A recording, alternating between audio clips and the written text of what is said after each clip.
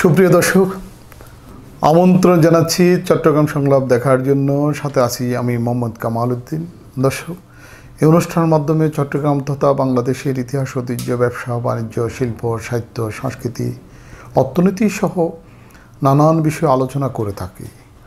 আজকের আলোচনার বিষয় মহাকালের মহানায়ক, জাতির জনক বঙ্গবন্ধুর স্মরণে। এই নিয়ে আলোচনা করার জন্য আমাদের স্টুডিওতে একজন সম্মানিত অতিথিকে আমন্ত্রণ জানিয়েছি। আসুন পরিচয় করে দিচ্ছি। আমাদের মধ্যে উপস্থিত হয়েছেন প্রফেসর এবং engineer doctor Rashid Ahmed Chowdhury, chairman Bangladesh commerce bank. আপনাকে আমাদের স্টুডিওতে আসার জন্য আন্তরিকভাবে অভিনন্দন জানাচ্ছি। আপনাকেও আন্তরিকভাবে ধন্যবাদ জানাচ্ছি আজকে আমাদের এই বাংলা টিভিতে আমন্ত্রণ জানার জন্য। প্রথমে যে শিরোনাম বলেছি, আজকের আলোচনার বিষয় মহাকালের মহানায়ক বঙ্গবন্ধু, জাতির জনক বঙ্গবন্ধু শেখ মুজিবুর রহমানের স্মরণে। আপনারা জানেন বা আপনি জানেন, সমস্ত বাঙালি জানে এবং সমস্ত পৃথিবী জানে, এই 1920 সালে 17 মার্চ এই কালে, এই সময়ে আমাদের হাজার বছরের শ্রেষ্ঠ বাঙালি জাতির জনক বঙ্গবন্ধু শেখ মুজিবুর রহমান গোপালগঞ্জে টঙ্গিপাড়ায় অজপাড়া গাঁয়ে জন্মগ্রহণ করেছিলেন। এবং এই মাসে 1971 সালের 7 মার্চ রেসকোর্স ময়দান থেকে ওনার কালজয়ী ভাষণের মাধ্যমে সাধারণ মানুষকে, বাঙালি জাতিকে একত্রিত করেছিলেন এবং স্বাধীনতা যুদ্ধের জন্য প্রস্তুতি গ্রহণের নির্দেশনা দিয়েছিলেন। তিনি 1971 সালের 26 মার্চ স্বাধীনতা ঘোষণা করেছিলেন এবং স্বাধীনতার ঘোষণা, ওনার এই ঘোষণা চট্টগ্রাম বেতার থেকে প্রচারিত হয়েছিল এম এ হান্নানের মাধ্যমে। এবং এর পরবর্তীতে ইতিহাস সবাই জানেন, উনি বন্দী হয়েছিলেন কারাগারে, পাকিস্তানের হানাদার বাহিনীর অধীনে ছিলেন। 1971 সালের যুদ্ধে আমরা জয় হওয়ার পরও 1972 সালের 10 জানুয়ারি তিনি বাংলাদেশে ফিরে এসেছিলেন, লন্ডন হয়ে, ভারতে হয়ে, এবং বাংলাদেশে স্বদেশ প্রত্যাবর্তনের ইতিহাসও আমরা জানি। যিনি 10 জানুয়ারি আমাদের দেশের জন্য একটি গর্বের দিন। আজকের বিষয় হলো আমাদের এই মাস একটি জাতির গৌরবের মাস। এই মাসে আরও একটি গৌরব রয়েছেন। 1971 সালে 2 মার্চ জাতীয় পতাকা সময়ে ছাত্র নেতারা উত্তোলন করেছিলেন। সেই জাতীয় পতাকা, আজকের জাতীয় পতাকা, সেই জাতীয় পতাকা বঙ্গবন্ধুর হাতে করা জাতীয় পতাকা। এই নিয়ে আমরা আজকে বঙ্গবন্ধুর প্রতি শ্রদ্ধা রেখে এবং স্মরণ করার জন্য আজকের এই আয়োজন। আপনি বঙ্গবন্ধুকে কিভাবে দেখেছেন, বঙ্গবন্ধুকে কিভাবে মূল্যায়ন করেন, এবং আমাদের জাতির জীবনে বঙ্গবন্ধু কী নিদর্শন হিসেবে জন্ম হয়েছিলেন এবং আশীর্বাদ হিসেবে এসেছিলেন? ধন্যবাদ কামাল ভাই আমাকে আমন্ত্রণ জানার জন্য আবারও। আসলে বঙ্গবন্ধু এমন এক মহান ব্যক্তিত্ব, আমি নিজেকে ওনার সম্পর্কে আলোচনা করার জন্য কোনো মতেই যোগ্য মনে করি না প্রথমেই। কারণ বঙ্গবন্ধু 1920 সালে আপনি বলেছেন টঙ্গিপাড়ায় জন্মগ্রহণ করেছেন, সেই 17 মার্চ। এখন জন্মশতবার্ষিকী এখন চলতেছে, ধরতে গেলে 17 মার্চ থেকে শুরু হবে জন্মশতবার্ষিকী বঙ্গবন্ধুর। তিনি আসলে, আমি বলি, আল্লাহর রহমত হিসাবে বাংলাদেশের বাঙালিদের জন্য আশীর্বাদ হয়ে জন্ম নিয়েছিলেন। ওনার জন্ম না হলে এই দেশে কী হতো সেটা যেহেতু আমি ভবিষ্যৎ জানি না বা আমার ওই ক্ষমতা নেই বিচার বিবেচনা করার, আমি বলতে পারবো না আমাদের কী হতো। কারণ এর পরের থেকে আমরা কখনো ওনার সমকক্ষ বা ওনার সহযোগী তেমন কোনো নেতাকে আমরা এই পর্যন্ত দেখিনি যে ওনাকে সাথে তুলনা করা যেতে পারে। বঙ্গবন্ধু আসলে একজন মহামানুষ হিসেবে এসেছিলেন আমাদের জন্য। তিনি বাঙালি জাতির জন্য সেই ছাত্র জীবন থেকে যে চিন্তা ভাবনা করেছিলেন, বাঙালিকে যেভাবে দেখেছিলেন, বাঙালিদের স্বার্থর কথা যেভাবে চিন্তা করেছিলেন, বাঙালিদেরকে উনি যেভাবে ভালোবেসেছিলেন, সেটা কিন্তু আর কারোর মধ্যে আমরা দেখিনি। ওনার সাথে যারা ছিল তারাও আমি কিন্তু ওনার মতো বাঙালিদেরকে ভালোবাসার মতো কোনো কিছু, এমন কিছু প্রমাণ আমাদের কাছে রেখে যেতে পারেননি কেউ। তাই আমি মনে করি আজকে এই দিনে তাকে স্মরণ করতে গিয়ে আমি শ্রদ্ধাভরে স্মরণ করছি। কিন্তু জন্ম ঠিকই ওনার হয়েছিল। উনি সত্যিকারে আমাদের জন্য এই দেশের স্বাধীনতা এবং আজকে আমাদেরকে বাংলায় কথা বলার অধিকার, আমাদেরকে বাঁচার অধিকার, আমাদেরকে আজকে বিশ্বের বুকে বাঙালি হিসাবে পরিচিত হয়ে যাওয়ার যে অধিকার দিয়ে গেছেন, যেটার জন্য উনি নেতৃত্ব দিয়ে গেছেন তার জন্য আমি কৃতজ্ঞতা জানাই। কিন্তু আমরা জাতির কাছে, দুনিয়ার কাছে, পৃথিবীর কাছে কৃতজ্ঞ জাতি হিসাবে কিন্তু আমরা দাবি করতে পারি না। কারণ 1975 সালের 15ই আগস্ট আমরা যে কাণ্ডটা ঘটিয়েছি বা যারাই ঘটিয়েছে সেটা দায়ভার কিন্তু কোনো বাঙালি এর থেকে মুক্তি পাবে না। এখানে ইতিহাসের গবেষণা দেখা যাচ্ছে বঙ্গবন্ধুর হত্যার সাথে যারা সরাসরি জড়িত ছিল তারা কিন্তু এটিএস মানে এসটি ইমামও একটা পরিসংখ্যানের মধ্যে বলেছেন তারা কিন্তু তাদের ইতিহাসে দেখা যাচ্ছে তারা কিন্তু বাঙালি নয়। কারণ কেউ যদি মানে হয়তো দেশীয়ভাবে বাঙালি হতে পারে কিন্তু রক্তে মাংসে এবং ধারাবাহিকতায় তারা কিন্তু বাঙালি নয়। তারা বাঙালি হলে কখনো, সেটা হয়তো তত্ত্বীয় কথা, কিন্তু পৃথিবীর বুকে আমি যখন বিদেশে পড়াশোনা করতে যাই, আমি আপনাকে একটা ঘটনার কথা বলি। একদিন আমি দেখলাম যে টেলিভিশনে দেখতেছিলাম যে ইন্দিরা গান্ধী গট শট। ইন্দিরা গান্ধী তখন গুলিবিদ্ধ হয়েছেন। তখন কী হয়েছিল শুধু টেলিভিশনের একটা হেডলাইনই দেখছিলাম যে উনি শট। তখন আমি আর রাত্রে দেখার সুযোগ হয় নাই। তখন ওখানকার রাত্রে আমি শুয়ে গেছিলাম। পরে সকালবেলা হঠাৎ 10টার দিকে খেয়াল হলো যে কালকে তো ইন্দিরা গান্ধীকে শর্ট হয়েছিল, আসলে কী হলো টোলো আমি জানতে চাই একটু। তো এই জন্য আমি লস অ্যাঞ্জেলেস টাইমস একটা পত্রিকা আছে, ওটা নিয়ে পড়ার জন্য আমি আমার অফিসের সামনে একটা ইয়েতে বসছিলাম, একটা ক্যাফেটেরিয়ার সামনে বসছিলাম। তো দেখলাম যে ইন্দিরা গান্ধীর একটা সুন্দর ছবি শোয়া অবস্থায় একদম ফার্স্ট পেজে দেওয়া আছে এবং উপর দিয়ে সুন্দর একদম খুব বড় বড় অক্ষরে লেখা ছিল যে Indira Gandhi slain date at New Delhi house.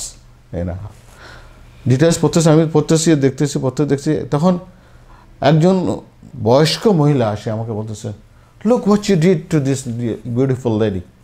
আমি ওদিকে তাকাইতেছি। আমি তখন অনেকক্ষণ পরে হঠাৎ আমার মনে হলো যে সে আমাকে ইন্ডিয়ান মনে করছে এবং এই ইন্দিরা গান্ধীকে মেরে ফেলার জন্য সে আমাকে দায়ী করতেছে। আমাদের আমি তখন খুব প্রাউডলি বললাম যে না, লোক lady, I am not Indian, I am Bangladeshi, I have nothing to do with her death. তখন বলে ও ইউ আর বাংলাদেশি। দেখলাম যে ও মহিলা বাংলাদেশের মধ্যে আরও বেশি জানে। বলে you are the worse people than Indian people. You people killed your father of the nation along with his smallest child in his house. তখন আমি ওর দিকে তাকাই, হঠাৎ আমার সম্বিত ফিরে পেলাম যে আসলে রাসেলকে পর্যন্ত রাসেলের কথা পর্যন্ত সে জানে। মানে ছোট শিশুর কথা। তখন আমরা নিজেকে সে বিশ্বের মানুষের কাছে আর বাঙালি হিসাবে একটা অপরাধী মনে হলো। আরও বিস্তারিত কথা শুনবো একটা ছোট বিরতির পর। দর্শক, একটা বিরতিতে যাচ্ছি, বিরতির পর আবারও ফিরবো। ততক্ষণ আপনারা আমাদের সাথে থাকুন।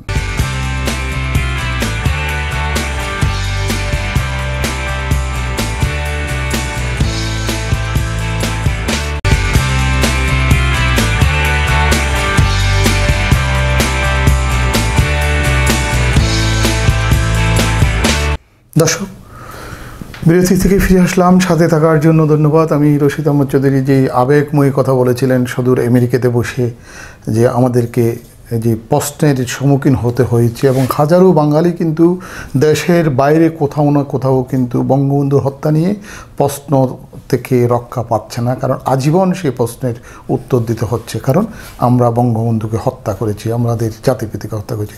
তাহলে আপনার এই প্রশ্নের পরে কী কথাগুলো আসছিল? এর প্রশ্নের পরে আমি নিজেকে আসলে মানে অনেক কষ্ট করে সামলেছি এবং নিজেকে বেশ অপরাধী মনে হয়েছিল তখন, যে আসলে একজন জাতির হিসাবে, বাঙালি হিসেবে নিজেকে তখন পরিচয় দিতে খুব দুঃখ লাগছিল যে আমরা এত অপরাধী মানুষ, আমরা অকৃতজ্ঞ একটা মানুষ হিসেবে বা জাতি হিসাবে বিশ্বের কাছে পরিচিত হয়েছিল, চিহ্নিত হয়েছিলাম। সেটা আমার কাছে খুবই খারাপ লাগছিল। এটা স্বাভাবিক কোনো মানে ফিলিংস ছিল না তখন নিজেকে খুবই অপরাধী মনে হয়েছিল।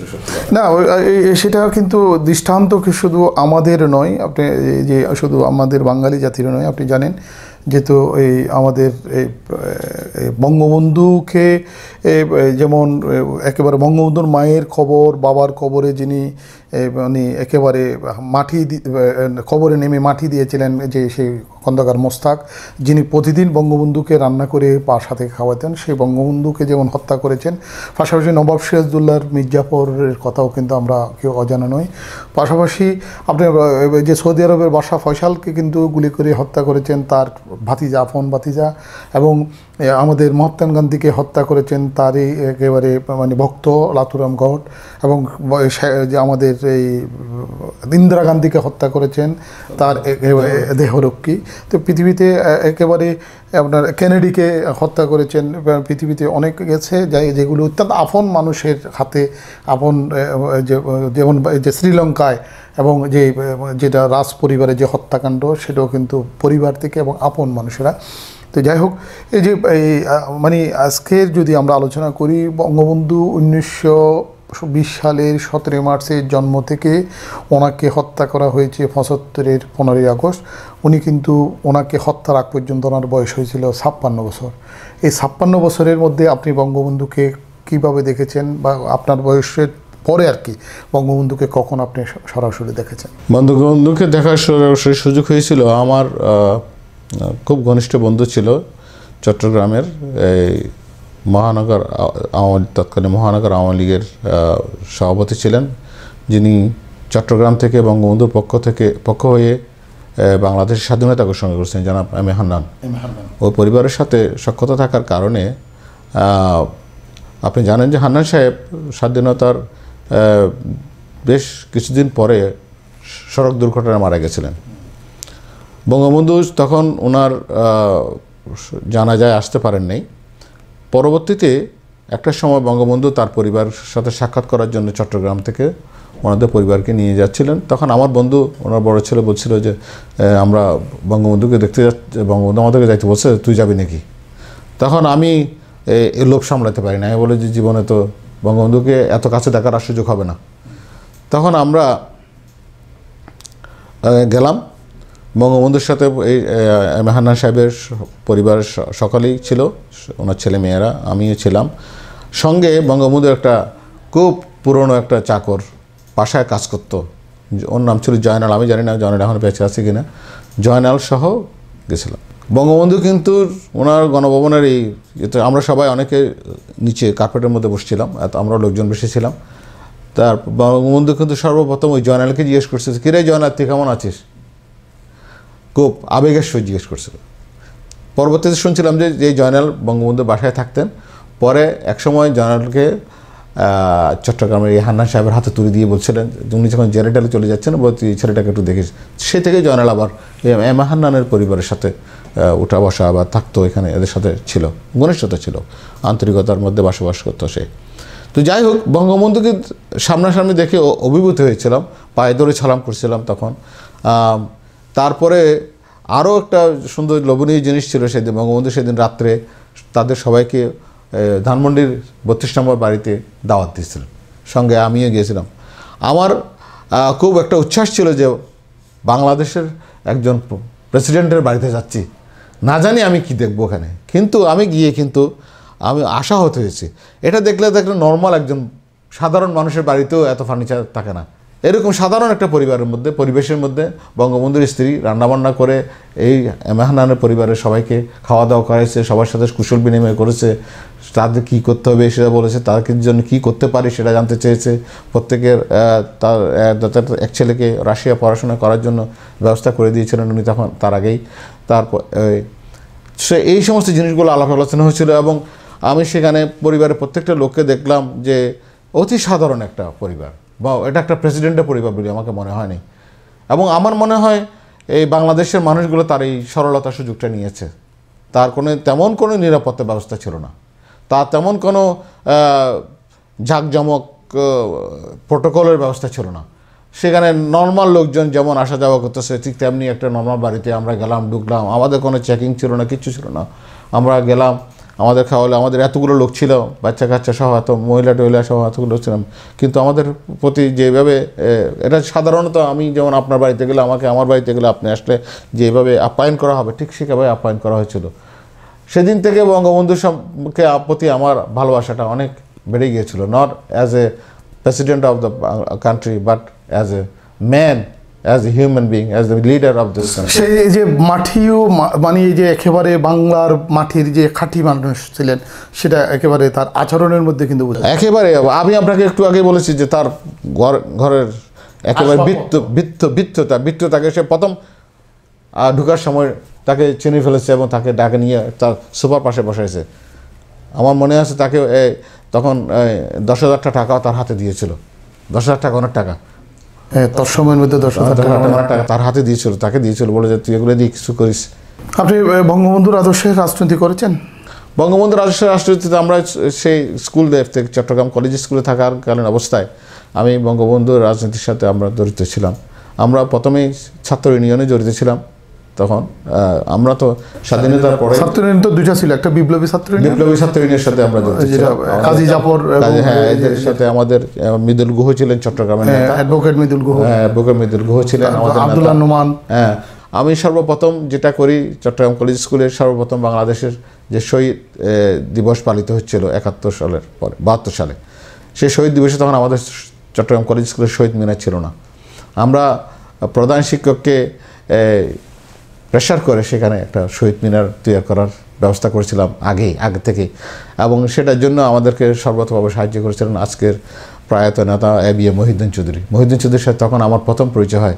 আমরা চিন্তা করছিলাম যে কলেজ স্কুলে শহীদ মিনার নাই, এটা কাকে বলবো। তখন হাঁটতে সিটি কলেজে গেলাম। সিটি কলেজে গিয়েই তোমাদের এই যে মহিউদ্দিন চৌধুরী, সেই মহিউদ্দিন চৌধুরী এত যা আমাদের জানা ছিল না আমার। তখন ওনাকে মানে ওনার সাথেই কথা বলুন। তখন উনি আমাদেরকে বলেন যে দেখো, তুমি শিক্ষকদের সাথে কোনো রকম বেয়াদবি করবে না, কোনো কিছু করার দরকার নেই, আমি ওনাকে খবর দেবো যাতে তোমাদের জন্য একটা শহীদ মিনার তৈরি করে। আর বিস্তারিত শুনবো আরেকটা ছোট বিরতির পর। দর্শক, একটা বিরতিতে যাচ্ছি, বিরতির পর আবারও ফিরবো, ততক্ষণ আপনারা আমাদের সাথেই থাকুন।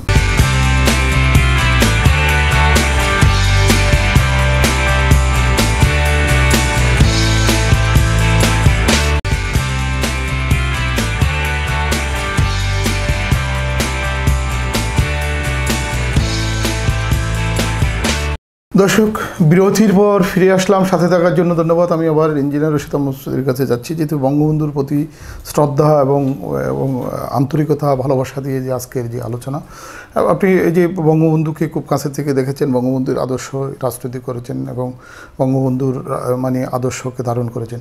1975 সালে বঙ্গবন্ধু হত্যার পর তখন আপনারা কোথায় ছিলেন এবং প্রতিক্রিয়া কী ছিল তখন?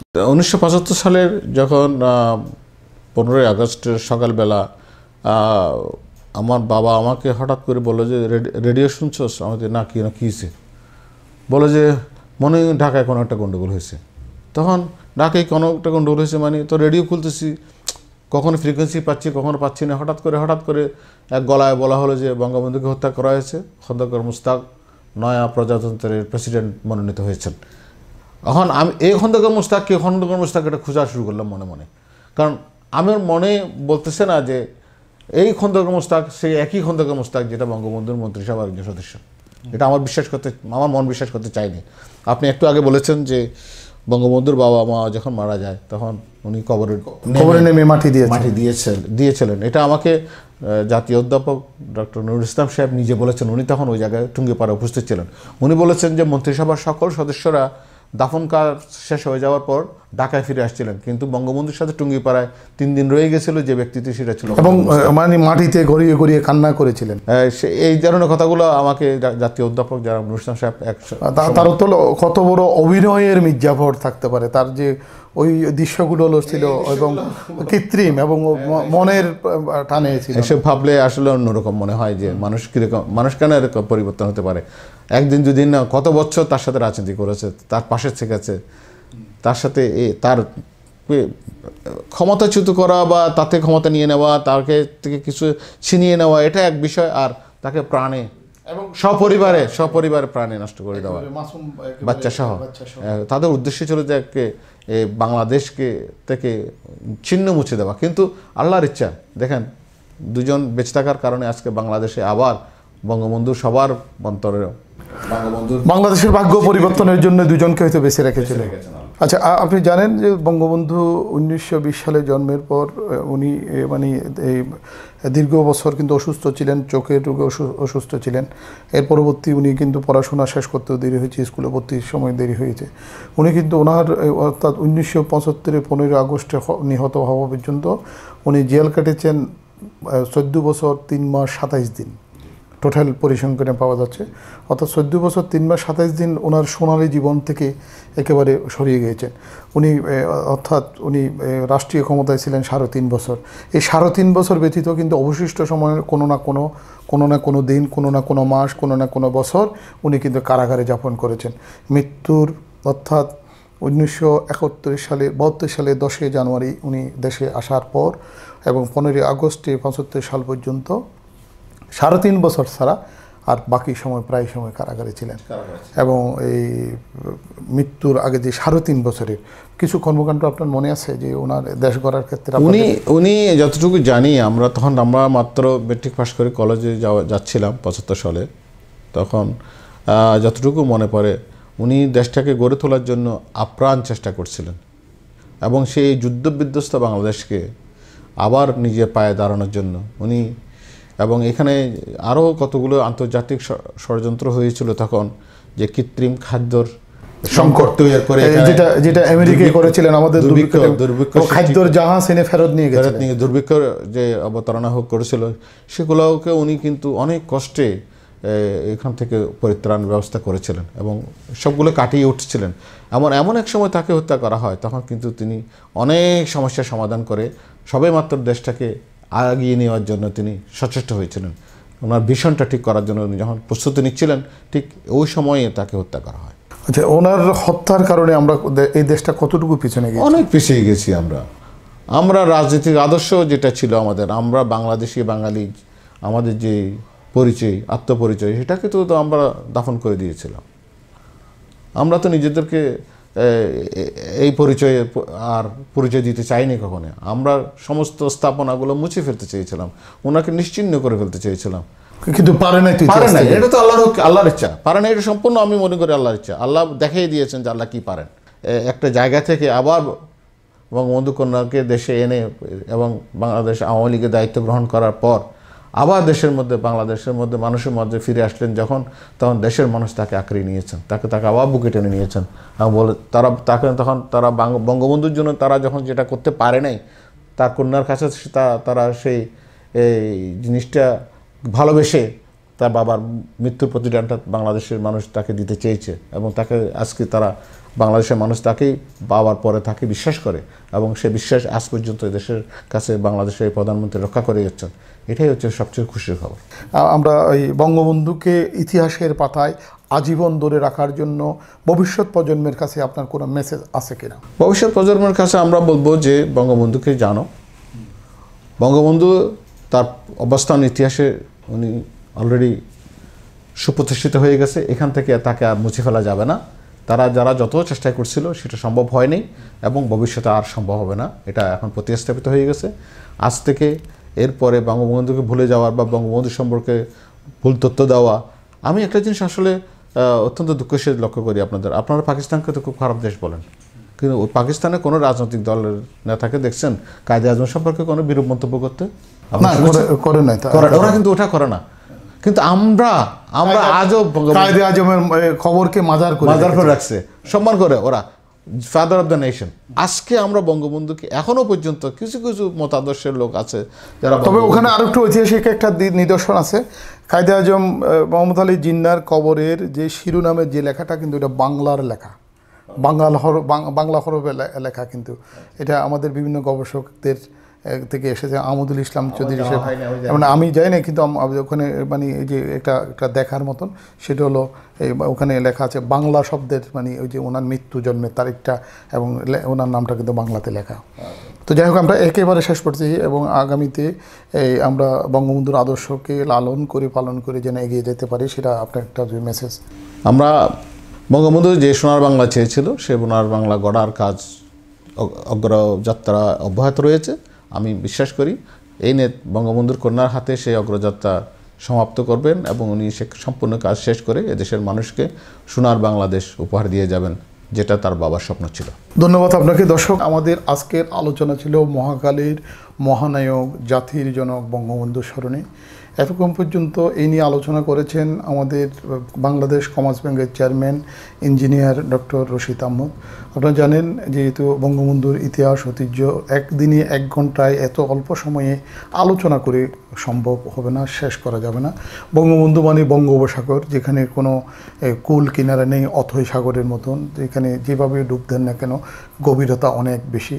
তো যাই হোক, আজকের আলোচনা থেকে হয়তো কিছুটা হলেও আমরা জাতির কাছে বলার চেষ্টা করেছি এবং দেশের কাছে ঋণ শোধের জন্য বাংলা টিভির পক্ষ থেকে চেষ্টা করেছি। চট্টগ্রাম এই যে স্টুডিও থেকে আমরা চেষ্টা করেছি। আমরা পরিশেষে আমি বঙ্গবন্ধুর প্রতি শ্রদ্ধা রেখে বলবো, বঙ্গবন্ধু, জানি না তোমার দেশ, বঙ্গবন্ধু তুমি জানো না তোমার দেশ এখন কেমন আছে। তোমার দেশ এখন অনেক ভালো আছে, অনেক ভালোবাসে।